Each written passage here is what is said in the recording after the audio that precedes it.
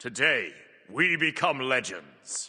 Hey, my name's Eset, and welcome back to the channel for the OB22 balance notes that we got on the Titan Talk yesterday. I'm going to be doing something a little different this time. I'm going to be just like going over the balance notes and also giving my thoughts on them because it's been a while since I did something like this. You know, I've usually just been covering the balance notes in like a Titan Talk recap where I don't really give much of my thoughts because I want it to be a quick like recap kind of thing. And I have had some comments from people saying that like they miss me giving my thoughts on the balance changes, what I think of them. Are they good? Are they bad? Is there anything missing that I will want to see balanced? So yeah, let me know if you do like this. I can do this for like future patch reviews if people prefer that over like a standard recap of them. But yeah, without further ado, let's just jump right in. So first up, some pretty big Amaterasu shifts coming in this patch. So her passive can now be triggered by dazzling offensive hits as well as basic attacks, which is interesting. Obviously, dazzling offensive hits 3 times, so you know by the time that ends and they are stunned, you're going to have your passive on them doing that 10% increased damage, which is definitely going to be pretty relevant. Probably will also mean that if you already have it on them, hitting them with dazzling offensive is going to refresh the duration as well. Her 1, they have decreased the attack speed by 2 up to 6% based on rank. They have decreased the strength by 2 up to 6 based on rank. The 2, they have increased the base damage by 10 up to 30 based on rank. And yeah, this increases the maximum damage from 140 to 420. It's now 160 to 480. And that's with a fully charged mirror, obviously. Dazzling offensive, they have also increased the base damage, more so in the later ranks from 260 to 300. And also increased the int scaling on it by 5% as well. So yeah, it seems with Amaterasu, they are trying to lean her into more of an ability-based playstyle. That's what these changes look like. You know, making dazzling offensive more powerful in terms of being able to activate her passive, losing some attack speed and strength on this, but gaining base damage on a lot of her abilities and some int scaling on the ult as well. It seems like they want to bring in like int ability-based Amaterasu into the equation a little bit maybe, or just ability-based Amaterasu in general, which is a little strange, but I think it could be an interesting alternate playstyle for her for sure. Afro is getting buffs. Okay, I don't know about that, Chief. Yeah, increasing the bonus damage from getting hit by both hits of back off pretty substantially. Instead of 20 to 80, it's now 40 to 120, so a pretty decent increase there. Also, the scaling is going up by 5% on that. They've also increased the base, like, intelligence scaling on that ability by 5%, and the soulmate scaling from 50 to 60%. Lovebirds, they have increased the heal per tick, 8 up to 16, it's now 10 up to 18, and the ally intelligence scaling from 2% to 2.5%. So,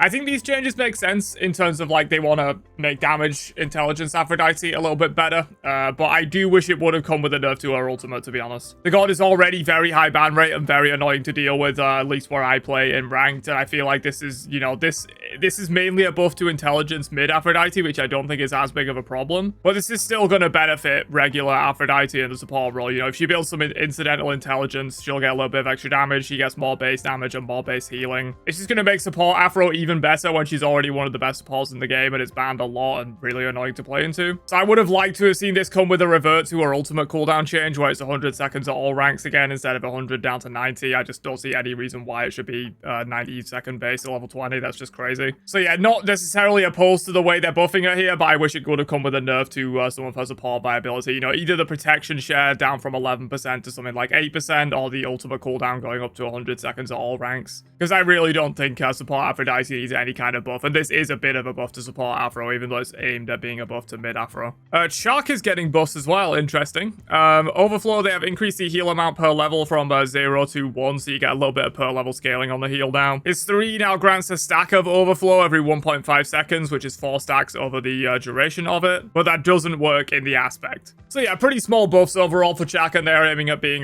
regular Chaac buffs more than they are being aspect Chaac buffs. You need 5 stacks of overflow to get a free cast, so you won't be able to like immediately free cast rain every single time. It won't trigger itself, essentially. You will have to hit something. But yeah, that's interesting. Honestly, there's probably a lot of other solo laners I would look at buffing over Chaac, but I don't really hate the idea of these buffs. I think these are at least interesting. Eset nerf, they have decreased the slow on the 3. It's now just 20% at all ranks instead of 20% up to 30. I think this is good. Eset might need more than this. I've seen her performing quite well in a lot of my games. The amount of CC she puts out in one relic Smite 2 is just kind of crazy given how much damage she also puts out. She has like crazy damage, but then also loads of CC and self peel with that like slow into stun combo and whatnot. Might need more, but that's a good change for sure. Hecate fix on Spell Eater. This ability no longer fires when you use stand switch abilities. This was me actually.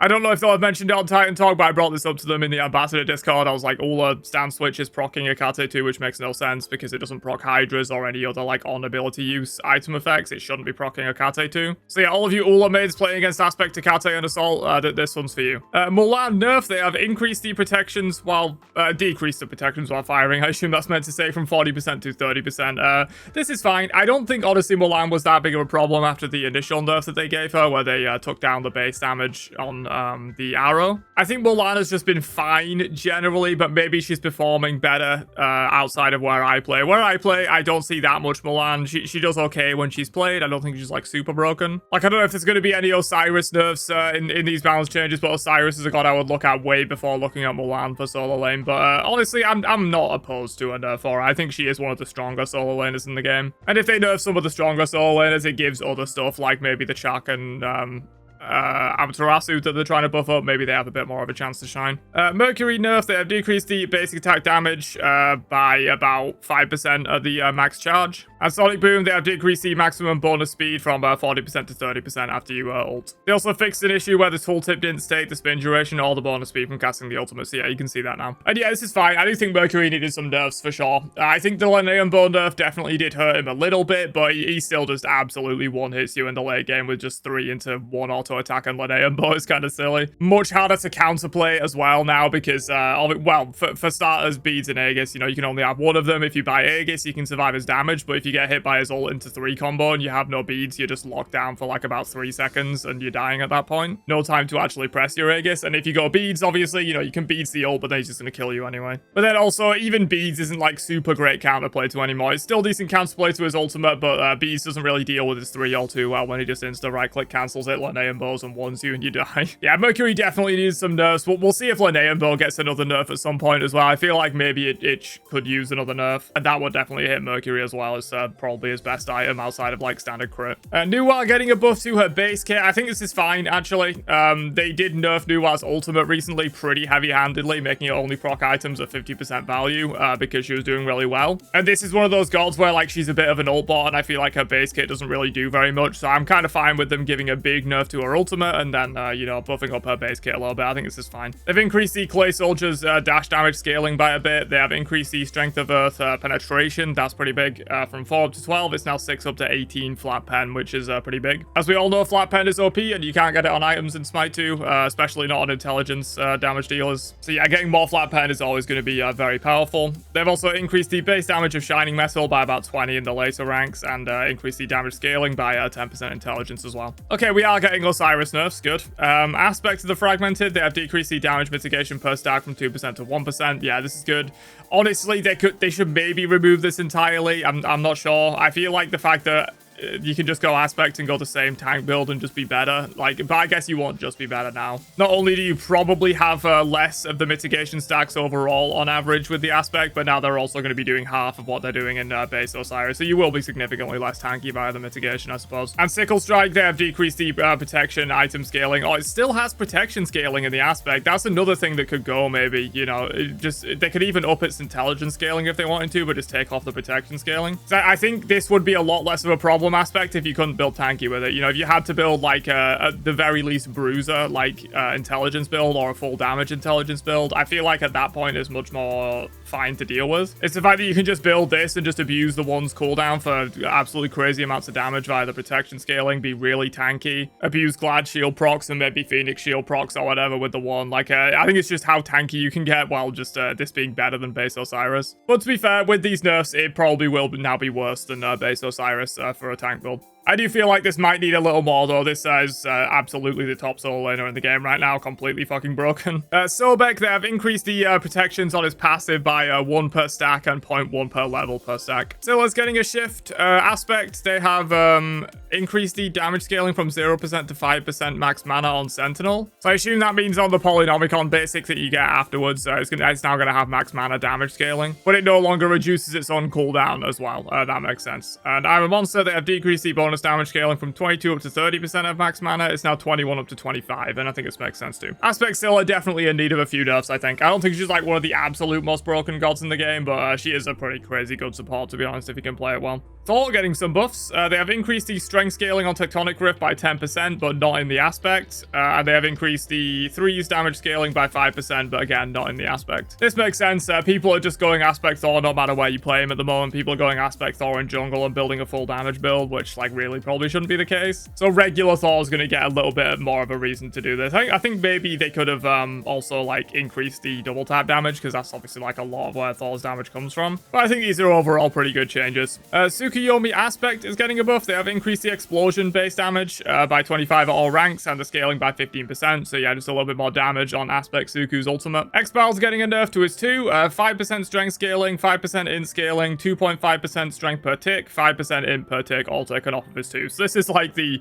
third consecutive nerf to Xbalanque 2. It kind of was a little bit crazy on release, so it makes sense. But yeah, probably needed, to be honest. I will say I haven't seen that much Xbalanque like dominating my lobbies personally, but I have heard people saying he's been doing quite well. Like, I haven't seen aspect Xbal in a long time, and I've only seen a few like regular ADC Xbals. But I have heard a lot of people saying he's been doing super well, so that makes sense. Item balance, Chandra's Grace, nerf. Our intent is for the regen to be as impactful, but lower the amount of total cooldown reduction granted. Yeah, that's reasonable, I think. So the regen stays the same. The cooldown refund is going to be slightly reduced because the buff lasts less time. I will say this item will probably be significantly better if it counted yourself. As far as I'm aware, it doesn't count yourself right now. So if you're the only ally near yourself, because generally in Smite, if something says it affects allies, it does affect you. So like Sovereignty and Heartward Amulet in Smite 1, for example, the Protection and MP5 aura and stuff like that, that would affect you. Kabrakan passive affects himself. Anything that says like nearby allies does affect you. But for some reason, Chandra's Grace doesn't count you as a lowest health nearby ally when there's no one else around. It doesn't proc on you. I'm not sure if that's a bug or not. They can maybe fix that, but that would make the item a little bit better. If it could be procking on you like as you're roaming around the map solo as a support or something like that, or as a solo laner. Daybreak Gavel, they have decreased the cost by 150 and increased the strength and intelligence by 5. This item, man, I feel like it should be good. Maybe it's just like there's no good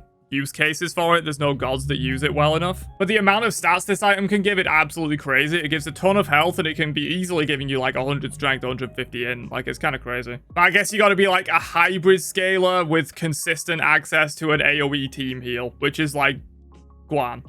That's basically it. There might be some other ones, but like it's pretty much a Guan item, it feels like, because every other like AoE team healer, I'm pretty sure is mono scaling, like Baron and Yamoja and stuff like that. I guess there's Cupid. If you wanted to do like a Bruiser Cupid build, this could maybe work. I don't know. I feel like this item on paper is nuts. It's just there's no gods that really like use it all too well at the moment. Dagger of Frenzy is getting a buff. That's interesting to me. They have increased the on-use attack damage per level from 3 to 4. I don't think Dagger of Frenzy needs a buff, man. This item's already seeing a decent amount of use in both ADC and jungle in my games. I've seen ADCs rushing Dagger of Frenzy at the moment. Yes, it's not going to be as efficient as like a Devos rush. There is a trade-off to it. You know, once they get Devos online, they're probably going to have a stronger build than you overall, but it comes online really quickly and nothing outtrades this item. It's like the life binder for physicals, basically. If you have Dagger of Frenzy, nothing else the enemy will buy first item in ADC will ever be able to outtrade Dagger of Frenzy. I think it's pretty strong in that regard. I do see a lot of ADCs rushing this, and it's good on some junglers as well. Underrated on Mercury and Odin and jungle, I think. Don't think it really needed a buff, but we'll see how that checks out. Eye of Erebus, they have increased the base health by 50 and increased the Watchful Eye duration by 10 seconds. This item's just really weird to use, I feel like. I've not really even used it myself, but I just feel like just from the showcase, having to set up a trap for someone to walk through, it's just like so weird and awkward to use that you'd probably just rather use something else. Leviathan's Hide now also reduces attack damage power as well as strength. Interesting. I assume that means like basic attack power, so if they have no strength but they have some basic attack power, you're going to be able to reduce that. Because I'm pretty sure attack damage power means basic attack power plus strength modifier. So if the enemy has no strength but they have some other things that are increasing their basic attack damage, you'll be able to reduce that as well with Leviathan's Hide. Not going to be too relevant, but yeah. Screeching Gargoyle increased cooldown rate from 10 to 15. Relatively relevant, to be honest. Cooldown rate's a little hard to come by on tank items in high amounts. 15 is one of the higher amounts in the game now. Most items have 10, some have 20, like Breastplate, and Pribwin has 12. So 15's relatively competitive, I would say, on Gargoyle. Maybe it'll see a little bit more play now. It's still pretty bad, though. Shield Splitter getting a buff. They have increased the range from 8.8 to 11.2 meters. Pretty relevant. And the physical protection by 5 as well. Stoner Binding. Yo, dude, has Snotty done it again? I feel like every time Snotty makes a video on an item, they change it like one patch later. Maybe Snotty's just a go, huh? He did the same thing for Necronomicon last patch. So Stoner Binding felt awkward compared to its Smite 1 counterpart. Being so cheap but being combined with an item protection threshold to be effective made it feel awkward to build. build, yeah, 100%. That was very poor design, I think. It's like you want to build it early, but you also want to build it late, so it's kind of weird. We are increasing the cost to be able to provide more stats, making it feel like a better completed item build. I like that. Additionally, we are removing the item protection threshold and instead focusing the gameplay towards gods that can consistently disrupt and hard crowd control their opponents by making each stack more impactful. So they've increased the cost by 300.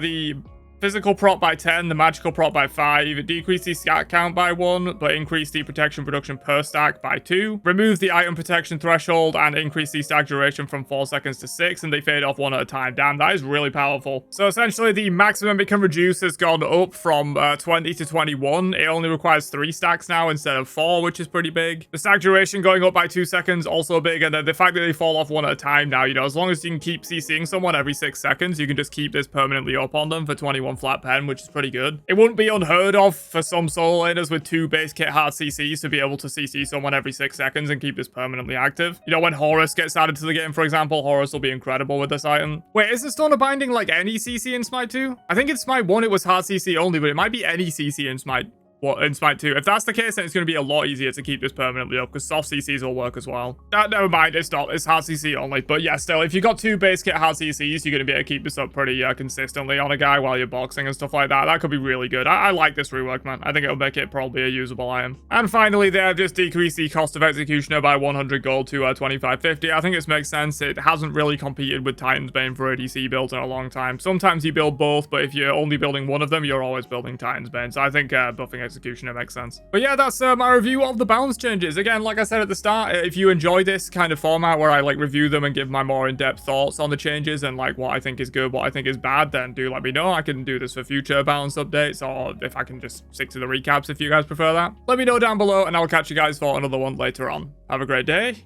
and peace out, you nerds.